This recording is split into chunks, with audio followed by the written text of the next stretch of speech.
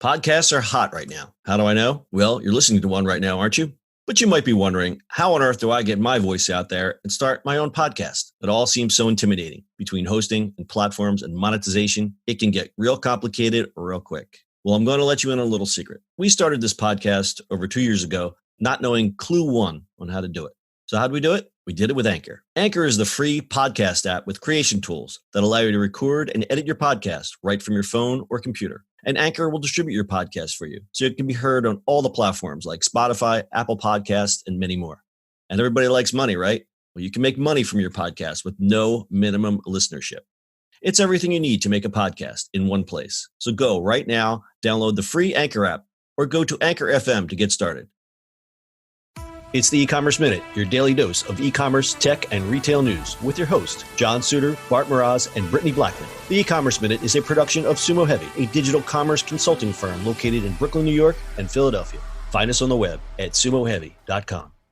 It's eCommerce Minute episode 766. In today's episode, Snapchat introduces brand profiles. Last year, Snapchat launched public profiles for creators and shows to give key partners a unique identity and home for permanent content that's differentiated from real friends on the app. Now, Snapchat has extended its public profiles for creators and extends to businesses with the launch of brand profiles.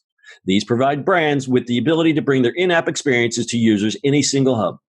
Brands can save and showcase lenses on their profile, allowing any Snapchatter to discover and or revisit a brand's unique AR experience.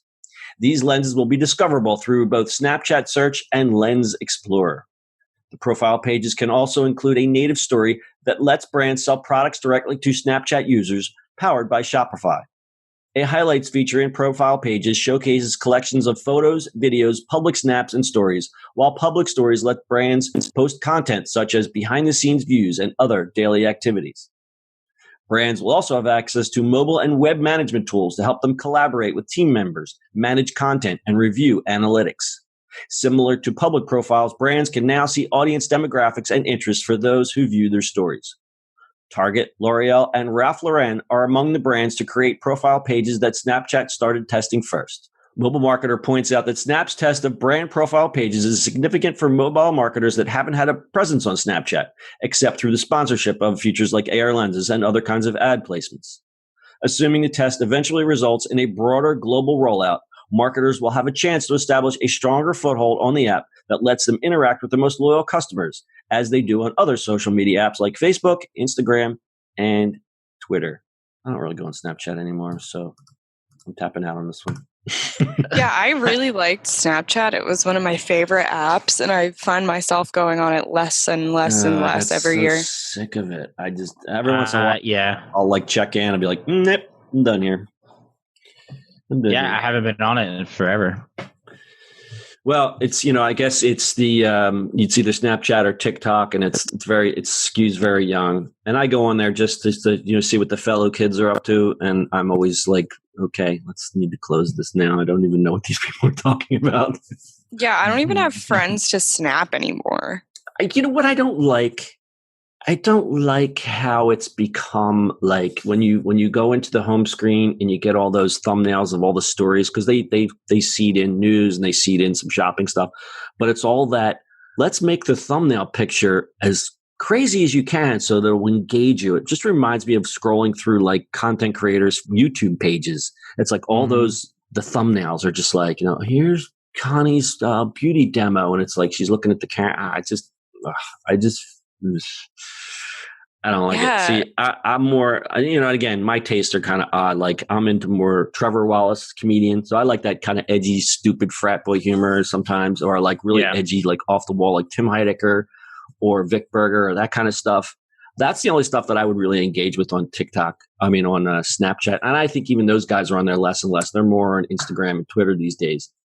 It's just everything has kind of been siloed into what your tastes are, and Snapchat don't taste too good to me lately. I don't like it. I think the other thing is that what sets Snap apart from like all the other apps is that it had nothing to do with advertising, nothing to do with influencer culture. It was like the one app that like had nothing to do with influencers. It was literally just us common people just snapping back and forth. And then they added like all this stuff that now makes it like influencer centric and well, you kind of have to. just like, annoying. Yeah.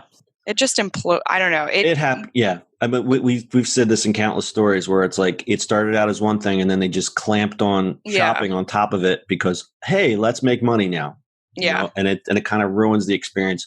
And then you get the influencers that move in and everything is just so like, it's just so phony. And I mean, I wonder if it's going to change, you know, I mean, they've been saying TikTok to be banned. So I wonder if that's going to get Snap a little more thing. And then like I think Instagram is doing their thing for the competitor to TikTok. And Facebook had one, but I think, did they shut it down? Who can keep up with this anymore? But I think TikTok, what's going to happen, it's so big.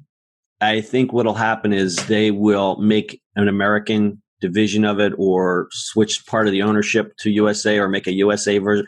I just don't see it shutting down. I do understand the security concerns around it, but I think right now it's too big. There's just too much money involved. But who knows? But yeah, Snapchat, they're still reporting steady user growth. I mean, remember the Snap glasses? Remember all the buzz around Snapchat a couple years ago? I'm just not feeling that anymore.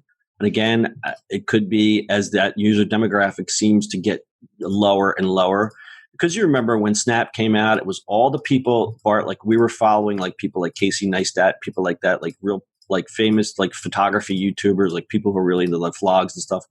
They were all on there and then suddenly they're not. It was like, yeah, we're doing it, and then we're not doing it. We're moving away from it. And I think the content changed. The influencers, beauty influencers, all that kind of goofy crap moved in, and everyone else moved on. And I guess that's what's happened here. Who knows what the next thing is? I mean, everyone's trying to invent the next TikTok and the next Facebook. But I think what happens a lot of times is people just copy the best features of one and clamp it onto the other and say, voila. Look, my new social media platform. Well, yeah, I mean, something stick around, right? Like, for most of part of it is like you doing a thing with just it's a feature product, right? It's not an actual product unless somebody buys it like Facebook, where they can grow it and add things to it, like they do. Snapchat just is that. TikTok TikTok merged with Musical.ly, obviously, and then that just became a thing. And I scroll through it from time to time, but understanding how to create on it is you need like a science degree, I think. Yeah, what I really appreciate is how the fellow kids are really good at video editing and come up with some of these concepts. And this points to that these fellow kids are part of the mobile generation. Like, you see a kid who's 15, he's doing these crazy video edits, and you think to yourself, wow, how did he do that? And you go, oh, he's had a cell phone since he was 8 years old. So he's been doing this a long time. Yeah. I mean, whereas guys like us, we like to pretend we're like, oh, we're going to make some video content. It's like, oh, no, real life got in the way. We can't sit in our bedroom and make TikToks all day long. Speaking of that, so we were talking about Snapchat stats. Average revenue per user stood at $1.91. So that's not nothing. Facebook's average revenue per user is $6.95, and Twitter's is $1.62. But 90% of the people on Snapchat are between 13 and 24. And check this out, 75% of those are between 13 and 34. So much younger demographic. I don't know where that 13 and 34, it seems kind of like a broad gap, but anyway, it's younger user base, so we'll see. And I guess they're going to adjust.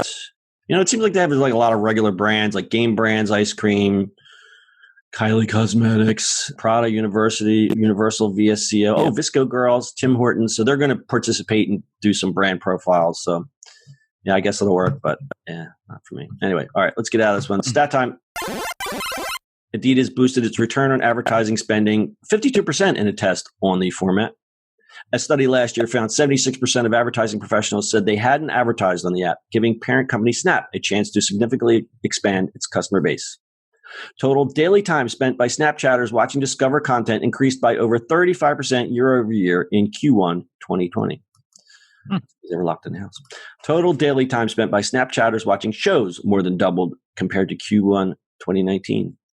In Q1 2020, over 60 shows reached a monthly audience of over 10 million viewers, up from 50 shows in Q4 2019. So Snapchat is still growing. They're not going away. Again, I'll say it for the 9th time. It's just not for me.